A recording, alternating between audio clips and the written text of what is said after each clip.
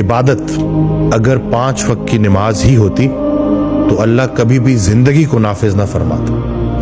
اللہ نے زندگی کو نافذ فرمایا ہے تو عبادت کیا ہوئی؟ اس زندگی کو اللہ کے حکم کے مطابق گزارنا. 5 وقت کی نماز تو فرض ہے، وہ تو پڑھنی ہی پڑھنی ہے، لیکن اس کے علاوہ کا جو وقت ہے وہ آپ کیسے گزارتے ہیں؟ کہیں ایسا تو نہیں ہے کہ آپ نے پورے دن میں تھوڑا سا ٹائم جو ہے وہ اللہ کے لیے نکالنے کے بعد آپ سارا دن کام کر رہے ہو، اور جو سارے کام ہیں وہ دنیا کو لے کے فوکسڈ ہیں، اور آپ نے جب دن مکمل ہوا تو بہت سارے کام کیے لیکن وہ کام نہیں کیے جو کرنا سب سے زیادہ ضروری تھا. یعنی کہ مثال کے طور پہ ایک ڈاکٹر ہے اور وہ اپنے کلینک پہ بیٹھا ہے اور وہ اس نیت سے بیٹھا ہے کہ اس نے آج اتنے پیسے کمانے، دیٹس اٹ.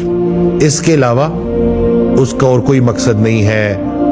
اس کے علاوہ وہ یہ نہیں سوچ رہا کہ شفا من جانب اللہ ہے، لوگ اس کے پاس آئیں گے، وہ ان کو پراپر گائیڈ کرے گا، پراپر ان کی حوصلہ افزائی کرے گا، کیونکہ ڈاکٹر کے پاس مریض بڑی امید لے کے آتے ہیں اور وہ بالکل اس سے بے غرض ہے، اس کو فرق ہی نہیں پڑتا اور وہ صرف اور صرف دیکھ رہا ہے کہ آج کمائی کتنی ہوئی ہے. تو ایسے جو ہے ڈاکٹر کے لیے حضرت واصف علی واصف رحمۃ اللہ کا ایک بڑا پاورفل فکرہ ہے کہ وہ عبادت کرنے والا ڈاکٹر جو اپنے مریض کے لیے مخلص نہیں، اس کی عبادت اسے کوئی فائدہ نہیں پہنچائے گی. اس کا مفہوم ہے یعنی کہ بادشاہ سے رعایا کا پوچھا جائے گا، ڈاکٹر سے مریض کا پوچھا جائے گا. تو جو بھی کام آپ کر رہے ہیں، ڈاکٹر ہے، انجینئر ہے، جس بھی فیلڈ کے ساتھ آپ منسلک ہیں، سب سے زیادہ آپ سے جو بات پوچھی جائے گی کہ جو مرتبہ اللہ نے آپ کو دیا تھا، جو ذمہ داری آپ کو دی تھی، جو علم آپ کو دیا تھا، اس کے ذریعے کتنے لوگوں کے آپ نے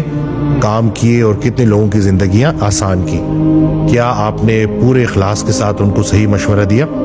تو جو ڈاکٹر بھی اس نیت کے ساتھ بیٹھا ہے کہ اللہ کے بندے میرے پاس آ رہے ہیں اور اللہ کی رضا کے لیے میں ان سے مل رہا ہوں اور ان سے بات کر رہا ہوں اور ان کی حوصلہ افزائی کر رہا ہوں، تو یہ وہ مقام ہوتا ہے جہاں پہ مریض ڈاکٹر کو شفا دینا شروع کر دیتے ہیں. جب آپ اس نیت سے بیٹھ جاتے ہیں تو عبادت کیا ہوئی؟ اپنی زندگی کو اللہ کے حکم کے مطابق گزارنا. ایک آڈیو میں ارشاد فرماتے ہیں کہ تم نے کمایا اور اس میں سے 2.5% اللہ کو دے دیا. چلو وہ تو تم پہ فرض تھا نا، وہ تو تم نے دینا ہی تھا. باقی کا مال کس کا ہے؟ تو جتنا آپ کی کائنات میں اللہ کا حصہ ہے نا، اتنا ہی اللہ کی کائنات میں آپ کا حصہ ہے. یہ دو طرفہ محبت ہے جی. حساب سے چلیں گے تو وہ حساب سے چلائے گا، بے حساب چلیں گے تو وہ بے حساب آپ کو لے کے چلے گا.